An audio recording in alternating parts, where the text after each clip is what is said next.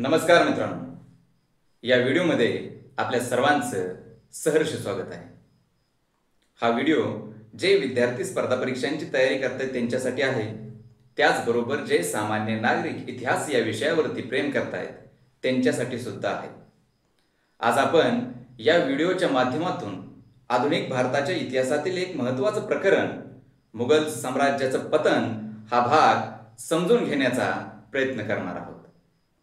विशाल सैन्य, विशाल प्रदेश आणि सांस्कृतिक कामगिरी यांच्या जोरावर संपूर्ण जगाला आश्चर्यचकित करणारे मुघल साम्राज्य हे 18व्या शतकाच्या प्रारंभी पतनाकडे जात होते।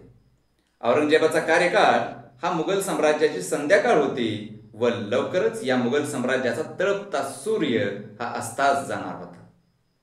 औरंगजेबाच्या मृत्यूनंतर केवळ 52 वर्षांमध्ये दिल्लीच्या सिंहासनावरती 8 सम्राट आरूढ झाले। यावरून आपल्याला दिल्ली दरबारातील मुघल साम्राज्यातील राजकीय अस्थिरता लक्षात येते। भारताच्या विविध प्रदेशांवरती मुघलांचे नियंत्रण राहिलेले नव्हते। विविध भागांमध्ये लहान मोठ्या देशी व परकीय सत्तांनी आपापली स्वतंत्र राज्य निर्माण केलेली होती। बंगाल, अवध आणि दक्षिण भारत या प्रदेशांवरती मुघलांचे नियंत्रण नव्हते। 1737 मध्ये पेशवा थोरले बाजीराव यांनी केलेले दिल्लीवरील आक्रमण व 1739 मध्ये अफगाणिस्तानचा शासक नादिर शाह याने केलेले भारतावरील आक्रमण, या 2 आक्रमणांमुळे मुघल साम्राज्याचा पोकळ डोलारा हा जगासमोर स्पष्ट दिसू लागला व लवकरच या मुघल साम्राज्याचा अंत होणार हे जवळजवळ निश्चित झाले। 20 फेब्रुवारी 1707 रोजी वयाच्या 88व्या वर्षी निराश अवस्थेमध्ये औरंगजेबाचा मृत्यू झाला। त्यानंतर त्याची मुलं मुअज्जम उर्फ आझम आणि काम बख्श यांच्यामध्ये सत्तेसाठी संघर्ष सुरू झाला आणि या सत्तेच्या संघर्षामध्ये 18 जून 1707 रोजी आग्र्याजवळ मुअज्जमने आझमचा पराभव केला व त्याला ठार केले। त्यानंतर त्याने दक्षिणेत येऊन काम बख्श याच्याशी संघर्ष सुरू केला। 13 जानेवारी 1709 रोजी हैदराबाद जवळ काम बख्श मारला गेला।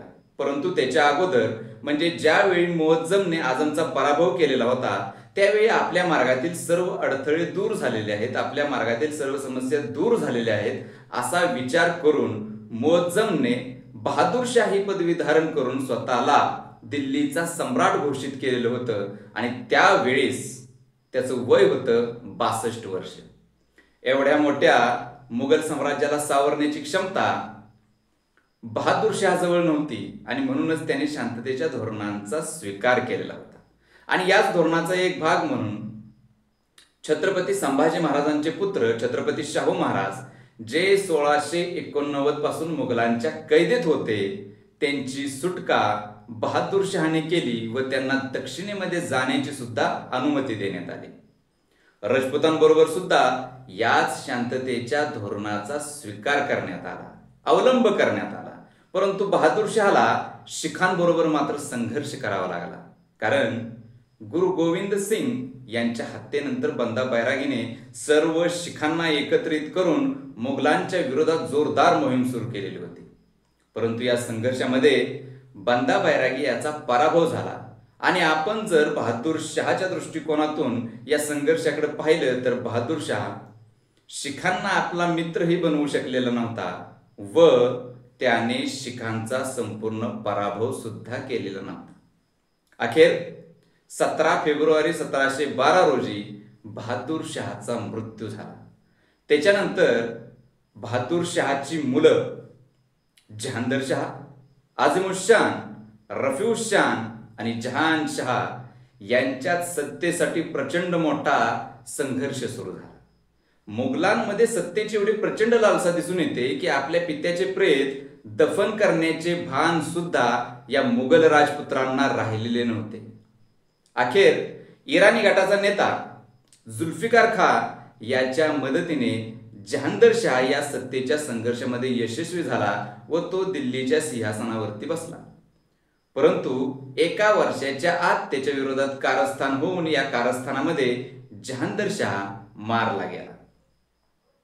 त्यानंतर सय्यद बंधूंच्या मदतीने अझीमुद्दीन याचा मुलगा फरुख सय्यद हा दिल्लीच्या सिंहासनावरती बसला व कृतज्ञता व्यक्त करण्यासाठी त्याने सय्यद अब्दुल्लास वजीर पदावरती नियुक्त केले. सम्राट फरुख सय्यद याच्या कारकिर्दीतील सर्वात महत्त्वाची घटना म्हणजे सम्राट फरुख सय्यद याने 1717 मध्ये ब्रिटिश ईस्ट इंडिया कंपनीला व्यापारामध्ये अनेक सवलती दिल्या व यातील सर्वात महत्त्वाची सवलत म्हणजे बंगालमध्ये मिळालेली करमुक्त व्यापाराची सवलत होय. लवकरच सम्राट फरुख सय्यद व सय्यद बंधू यांच्यामध्ये मतभेद सुरू झाले. आपण जर दिल्ली दरबाराचा विचार केला तर दिल्ली दरबारामध्ये हिंदुस्थानी गटाचं नेतृत्व सय्यद बंधू करत होते व ते अतिशय शक्तिशाली होते. आता सम्राट फरुख सय्यद व सय्यद बंधू यांच्यातील मतभेदांचे रूपांतर एकमेकांवरती कुरघोडी करण्यापर्यंत पोहोचलं होतं आणि अशातच अखेर मराठ्यांच्या मदतीने सय्यद बंधूंनी 1719 मध्ये सम्राट फरुख सय्यद याचा काटा काढला. त्यानंतर रफीउद्दराजत व रफीउद्दौला यांना सिंहासनावरती बसवून लगेच उतरवून अखेर सप्टेंबर 1719 मध्ये मुहम्मद शहाला दिल्लीच्या सिंहासनावरती बसवण्यात आलं. सन 1719 या एका वर्षामध्ये दिल्लीच्या सिंहासनाने 4 सम्राट पाहिले. यावरून आपल्याला दिल्ली दरबारातील राजकीय अस्थिरता लक्षात येते.